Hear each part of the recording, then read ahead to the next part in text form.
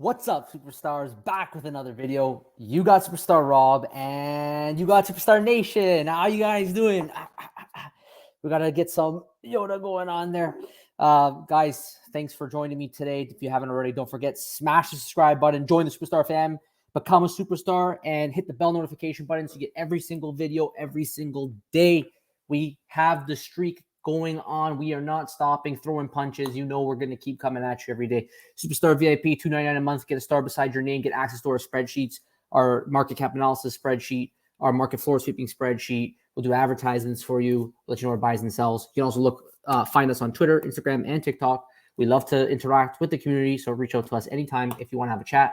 Thank you so much to our VIPs. You guys are amazing. Thank you for the ongoing support. You guys do not stop supporting us, and we couldn't be more appreciative of the additional support that is given to us by all our VIPs. Thank you all so much. So let's bring this back up here. We got the news today. First of all, check out Puddin' Cheeks. This guy's the man. He's doing his his redneck inspiration. This is the latest thing that he's been doing recently. So it's been a lot of fun. If you haven't seen it, he's just having a good time doing this. So yeah, you gotta check it out if you haven't already. Also, Dr. Strange stacking or slacking. He has a YouTube video going over some of the comic books. He's a comic book expert. One of our first friends here in the Veve community. So Tales of Suspense. I think that was a C rank comic on Veve Rank's website, but you can always check out Dr. Strange's YouTube channel if you want to learn a little bit more about the comics.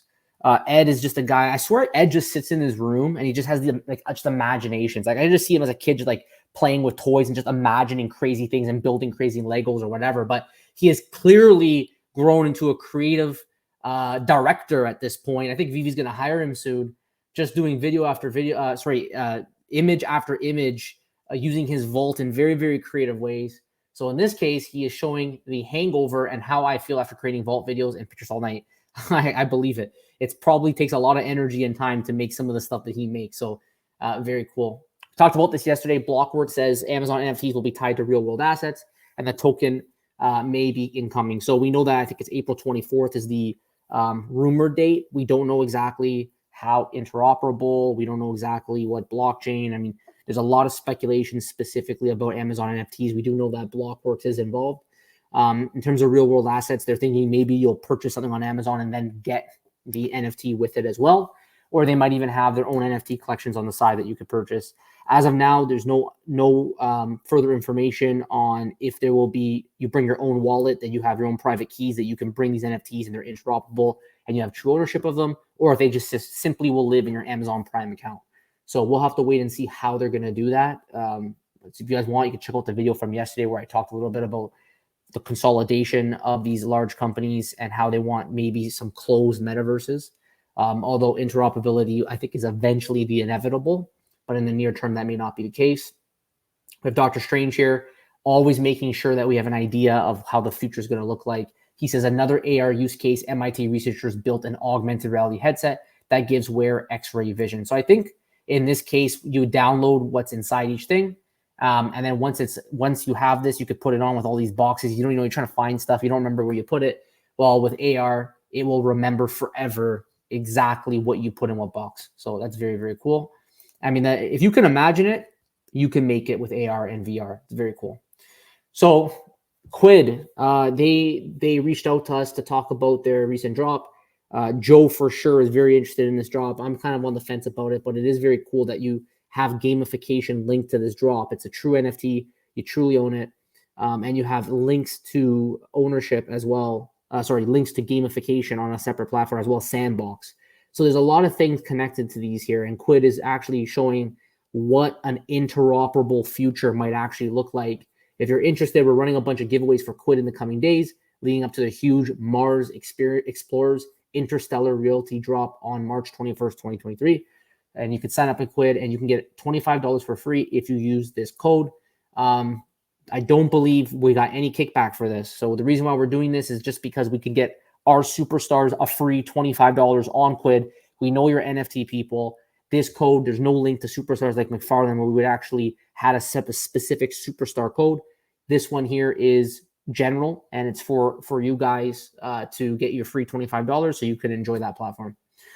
Chris Severs always reaching out to us with the Juju. Absolutely a drop win finally for me on small batch mint run at Superstar Money Juju. A few mints. Thank you, VV Market. So yeah, I guess the Juju continues to go strong. Doesn't matter what time of the year. We also have another one here. It says a $5 coupon to one random user who clicks notify me, follows at Quid, at Superstar Money, and comments IR giveaway under this post. Winner announced tomorrow. So if you haven't already, guys, just go on to this post and you can win a free $5 coupon. So very easy peasy, right? Hinano, the Real Uncommon podcast. We got another one here. They got our friend Mike Collectibles on it today. Episode 6 is coming. So always support our good friends, the one and only, and Hinano. Of course, they just started the podcast. They're excellent people, and make sure you give them the support and all the love of the community. We have an announcement here. We got Marvel's X-Men number 101. It's dropping Thursday, March the 9th. And it's the first appearance of Phoenix. So I'm sure we'll have some drop videos coming up soon on this. We will be waiting for the comic experts on VV Rank. I checked today. I didn't see anything. So we'll wait to see what rank this comic is, although I'm not expecting it to be too much because I haven't heard much chatter on it as of now. So I have a very important topic to talk about today. So there's a lot of talk right now in the community. There's a lot of FUD in general. There has been for a long time. And there's a lot of talk as well in the community about, is VV like a rug? Are we being lied to? Is this something that we basically been strung along? Some people called it a slow rug. So I think Javier Torres is pretty well known in the community for his criticisms of VV. And to be fair, you have to have a balanced approach. Sometimes he does have a point, right? One of the biggest things about VV is maybe the missed timelines, as well as going back on some things they've promised. Some things involve, member buybacks with the OMI token. Some early adopters were really interested in that. That was abandoned, although they would argue that the OUP replaces buybacks and is better. So there's two sides of the coin on that one. You have MCP, which was promised, I think, back in like 2021 originally. Then it was promised in 2 weeks at Christmas. And sure enough, we're here 3 months later. All we got was an alpha test. So, it's here. We got an alpha test. I had it for a second. It never calculated, and then it was taken away. So MCP is another big one. They keep talking about MCP. They don't deliver. We have a big thing about exchanges. There's a lot of talk about going to big exchanges. They kept delaying. And now it went as far as David Yu basically saying, oh, I had a big exchange. I just forgot to sign it. But a lot of people who are in the OMI token want to have big exchanges because you have the benefits of more eyes. You have more abilities to trade it. You get more traction, more volume on it. So, and again, we talked about VV on this. We had an AMA where we talked about them with exchanges, and they said it's a bear market. It's not their priority right now. You have to make sure there's liquidity. It's not so simple. So that's something that is another thing where maybe people from the past feel a little bit cheated because they thought big exchanges was in the works, and it really isn't. Interoperability is the one I want to talk about here. So I'm going to bring this up. So I'll just read this. So upcoming major exchanges for OMI and upcoming interoperability collectibles. This is why many of us bought in. We put real money on the table. The issue now aren't about delays or bear market. They're about gaslighting and manipulation. Deliver what you promised. So this was the video that I want to play. Let's listen in. Strong believers that this digital collectible or NFT industry is here to stay. And a part of that is interoperability. Even talking to our licensors now, they're becoming, far more aware, of how the NFT space works, and a lot of them, want to be interoperable. And I know VV is a walled garden now, and I've mentioned why in a number of our previous videos. But the future will be far more open. And so for us, it's making sure that when we do release these, our precious little collectibles out into the open, that they are going to have, interoperability with a lot of other platforms. Strong believers. I believe that they will eventually have to go interoperable. There's no way that they can avoid not going interoperable at some point in the future. It's probably not their priority right now at all, because even if they went interoperable, there's not much value that will be brought to these collectibles. And they're just, look at them, like they have a massive, whether they want to admit it or not, they have a massive staffing issue. They have trouble delivering because they don't have the resources and the time to deliver it properly. And if they're probably doing iteration after iteration after iteration, You just heard recently about David and Dan going to China to try to find resources and new partners to help deliver. I think they're really struggling on the resources. And I believe this from last year in the AMA with Reese that we had. I think both times, I think one in August and one in November. It could have been December. But I think both times I said, do you guys have a resourcing problem and a resource problem? And he said no. He said no. And to be honest with you, I knew that wasn't true when he said that they don't have a resource problem. They absolutely have a resource problem. Otherwise, they wouldn't be doing what they're doing now, which is making promises and not delivering. So interoperability, I think will come eventually. Is Veve a rug in general? I think the answer is no. It's not a rug because Veve, at the end of the day, they are offering ultimately the core product they want to offer. They might have made a lot of promises. They might not have delivered on those promises. However, the company is still extremely healthy in the sense that they're making a lot of money every single day. So it's not like they're going to go bankrupt. Like really worst case scenario, if we're going to talk about Veve being a rug, is they're going to close up shop and all your stuff is worthless. That's one way to be a rug. Or another way to be a rug would be that they basically just lose the Disney license and all your collectibles and all the money you spent go away. I mean, somewhere in the terms of references that they could just take away the license whenever they want. I hope that never happens, but there's a lot of things that could actually make this truly a rug. On the flip side, Veve continues to with more drops day in, day out. And unfortunately, these missed promises, this lack of ability, to develop the app with MCP and all these things, it just hurts Veve. I know as the community, it hurts you too in the sense that you've put your own money down. But at the end of the day, it's rule number one.